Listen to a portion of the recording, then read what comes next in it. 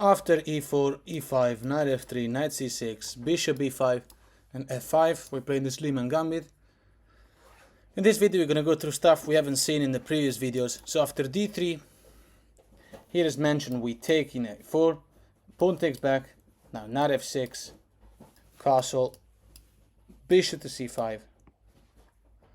After the capture of our knight, we take with the b pawn. The knight can take the pawn in e5. And after castle, white can choose to play knight c3 or queen e2. Well, obviously there's lots of options, but we've seen more or less how to take it. After knight c3, as mentioned in one of the previous videos, you play d6, and we went through knight c6. So here's the novelty. The novelty is going to be these moves, either knight e4 or knight to d3 now. This is what we're going to be analyzing. If knight to a4, counterattacking on our bishop, so if we take this knight, we lose this bishop, which obviously looks terrible. Here the move is bishop to f2 check. And when the rook takes, well, taking with the king is too crazy. We take the knight in e5 with up a pawn, and now we're also threatening to win in e4. And now the queen can't just escape, say, like to e2 to protect e4 further, because queen d4 wins the game. It attacks this misplaced knight, it pins the rook, and it prepares knight g4. So if b3 is not possible, you're attacking this rook. If knight back to c3 to protect this further, knight g4, you've got three attackers over f2. So in this position, what happens if queen takes queen? Okay, rook takes back. And now bishop to g5. So we have a double isolated pawn and an isolated pawn here. So it doesn't look like we're better than our opponent. However, nothing stops us from winning this pawn, because now you play rook to d4. And by the way, this is white playing only the very top engine moves for every single move, which is why we're encountering this move at this late stage in the saga on how to beat the Spanish opening, because we went through all the possible mistakes that our opponent can do, all of the inaccuracies, and we learned how to punish each and every one of them. Rook d4 now finalizing the attack on this pawn. We should produce a passed pawn unless our opponent gives us this bishop for the knight. Now we take this knight in a4. So we still keep an attack on this pawn whilst we keep an attack on this bishop. The bishop will have to move, so you can argue the bishop will take this pawn. Best move, sure. Rook takes e4, and now bishop takes e7. And now bishop to g4. Position is only slightly better for black, even though we're a pawn down, but our development of the rooks is better. We have the initiative. Rook a to f1, bishop to e2 attacking the rook. Rook e1, rook e8. And this is how the endgame looks like. Black's idea is to play bishop to c4. So this is the most equal that the white player will ever get by playing top engine moves. And yeah, you're gonna have to sort it out from here. Position slightly better for black, but everything can happen. Let's take it from the start. This is definitely the last video I'm gonna make about the Spanish opening, by the way. So about how to beat the Spanish opening. So f5, d3, take, knight f6, castle, bishop c5, bishop takes knight. Pawn takes back, knight t5, castle. Knight c3, and now d6. We already went through knight c6, so let's go through knight d3 now. We haven't seen this move, and this is also a very good move. Here the move to continue is bishop d4. The idea is to double up the opponent pawn here and isolate the c file. But let's see how it goes first. Bishop to g5, how do we respond to this? This is not a problem, you play h6 straight away. And we are going to achieve what we want, because if our opponent goes back to h4, we're going to take this knight, pawn takes back, and now g5. Okay, but a bishop couldn't take the knight first, as addition because you can go back with the bishop. So g5, bishop g3, knight takes pawn. So this is obviously favorable for black. c4 to stop the knight from taking that pawn. c5, blocking everything. This pawn is never going to be able to go on the c5 square and swap with the d pawn, and maybe, I don't know, play c4 afterwards. These two pawns are always going to be weak. And this center of the black player is actually good. Rook to b1. These are only best moves. Bishop to f5. So here you're threatening knight c3. You might wonder why Why not knight c3 now after rook to b1? No, because queen here is annoying, because then check and take this and so on. So bishop f5. Now this is no longer a threat because you can play bishop g6. So knight c3 is a real threat now. Rook to b7 is the best move for the, according to the engine. Queen to c8 is the best move. You can't really play queen here to b1 because the knight will make a fork. So rook b3 best move, queen to e6, finalizing the attack on the weakness. So if white plays this move, I don't know, rook e1 or something, you just take this pawn. If white plays, I don't know, queen b1, then you got this fork. So here your position is so much better for black.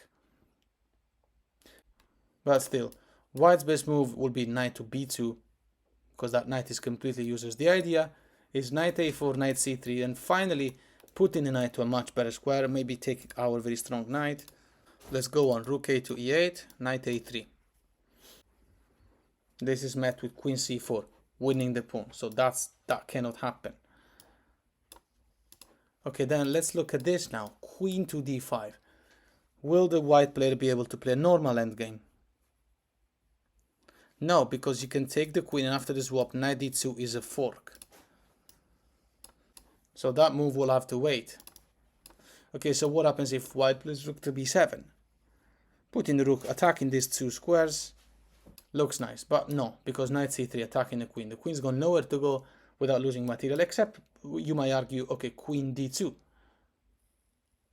But now a knight check, king moves, check, f-pawn takes, and now bishop e4 wins the game. You're attacking this rook, you're also attacking this rook. So if rook takes, you very quietly just take back. And when you take back, the white rook will not be able to save itself because you'll be threatening mate. Oh, by the way, if the knight here in g3 had been taken with the h-pawn, still, bishop e4, attacking this rook, and the rook is lost. The rook can't just move away because you're making another threat here, which is queen check, the pawn is pinned, so it's going to be mate next move.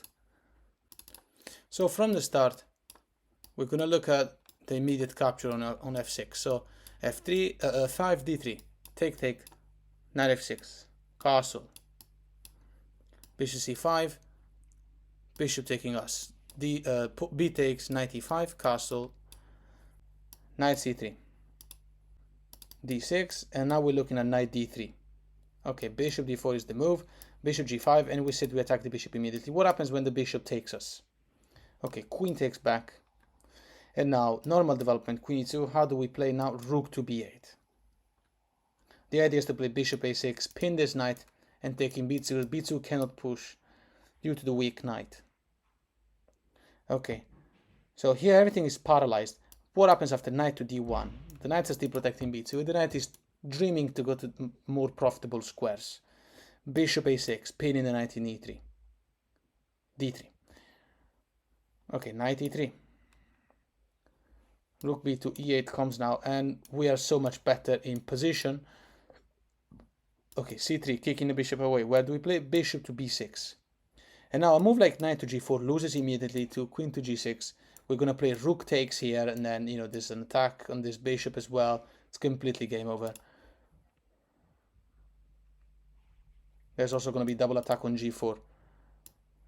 A move like f3 to protect this pawn doesn't work. It doesn't help.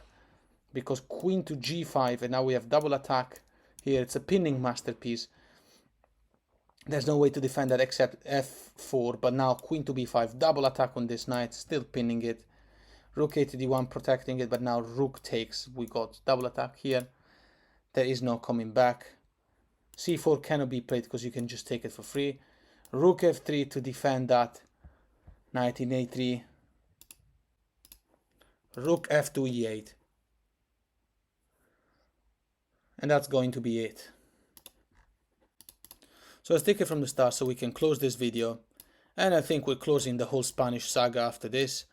f5, d3, take, knight f6, castle, bishop c5, take, knight e5, castle.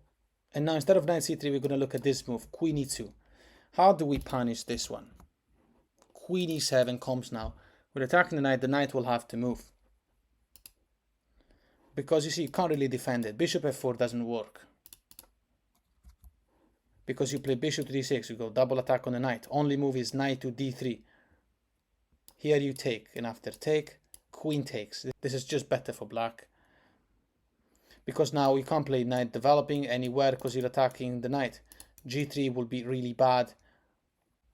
g3 doesn't make sense because we still have the light square bishop.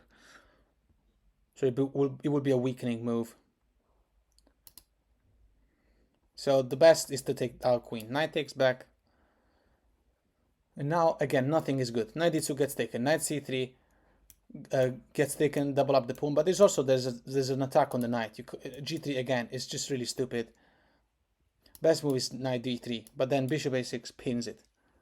Knight to c3, okay. Good chance to break the pawn structure. Rook a to b8. Better endgame for black. Rook f2 e1, trying to calm down. Now you can take the knight. Crazy enough, you give the bishop for the knight, you even unite the pawn structure of our opponent, but that's our best chance. Because again, this is the most equal that the white player will ever get. Because all the moves have been perfect. But still, now we're dreaming to go to f2, and from there, we're completely winning. So after, the only move that makes sense, f3, because, well, rook f1 will be too passive. You're going to start collecting pawns. f3, rook f to b8. And now we're just going to move both rooks, slide them on the second rank, and that's it. King to f1. And now a5 is the best move, because if you start doing the whole thing here, the rooks, the opponent can play rook e2, but it's still okay. Actually, a5, but both moves would have been fine. Rook e2, you take it. King takes back, check. Whatever the king moves, you're going to take the pawn in g2 unless the king goes back to f1. But now you keep progressing. a4. Okay. The king can't really move anywhere without losing the pawn, so he's going to have to start pushing. If he pushes g, he loses h. So after h4, a3. And after g4, king to s7. We're going to leave it here. This is a completely won endgame for black. Because our opponent has no mobility, whenever he moves this rook, he will lose the pawn in a2. So we're going to leave it there and do the very last line. So here, the last recap of this tremendous saga of how to beat the Spanish. Castle, bishop c5, take, knight e5 castle. Queen e2 is met with queen e7. We mentioned that defending is really the most passive choice by white. What happens after knight to d3? Counter-attacking our bishop. Okay, bishop a6 pins it. See? Recognize the patterns? Let's look at this idea we haven't seen so far. Bishop e3 nullifies the incredible strength of this dark square bishop. We play bishop d6. We want to swap it. Now here, let's make a normal move. Rook e1. This is not good because you just play queen to e4. And you should be able to swap everything on d3, isolate the pawn of our opponent, and play a better endgame. So if instead of that move, white just develops, it plays knight to c3, now you take with the knight. So you were going to take that pawn no matter what. Take, because we were threatening to break up the pawn structure. Rook a to d1. Okay, queen to e5 now, going for checkmate. Obviously, f4 to stop that, you can take in b2. g3 to stop that, you can take in b2. And then here you're just doing better. The knight's attacking the queen, yeah, but then you can take the queen and you're going to have a fork, and so you're winning material. If the queen moves away from that, releasing the attack of the knight on the queen, then you can just take this pawn as well, and you're completely winning. There is no coming back here, no compensation. Knight to b4 attacking this and this. Threatening to force us to take, so to remove our bishop pair at least.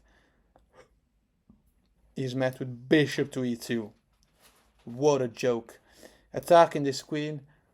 So if the knight takes us, we take the queen and we preserve the bishop pair. If the queen moves, well then where? I don't know. Queen here, d4. Now we have to take this one. And when the queen takes back, we still have a fork.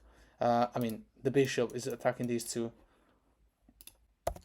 And in this position, what if, after queen e5 threatening mate, what if white just takes us? There is no Zwischenzug, okay? You take the queen, double attack. I mean, there's a fork, you're going to win material. You can argue that white can do this move, attacking the rook, but now rook f to d8. Save the rook, attack the knight's got nowhere to go, it's trapped, and these two are, one of them is going to be taken.